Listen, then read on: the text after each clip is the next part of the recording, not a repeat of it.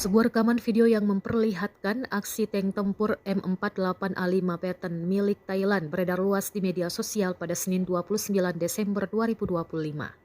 Dalam video tersebut, tank buatan Amerika Serikat itu terlihat melakukan penembakan ke arah area yang disebut sebagai posisi militer Kamboja di sekitar wilayah perbatasan kedua negara. Berdasarkan pengamatan visual, M48A5 Patton tersebut menggunakan meriam utama 105 mm M68T254E2.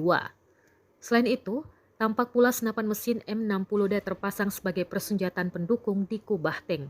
Hingga saat ini belum ada pernyataan resmi dari pihak militer Thailand maupun Kamboja terkait keaslian rekaman maupun konteks operasi yang ditampilkan dalam video tersebut. Lokasi dan waktu pasti pengambilan gambar juga masih belum dapat dipastikan secara independen.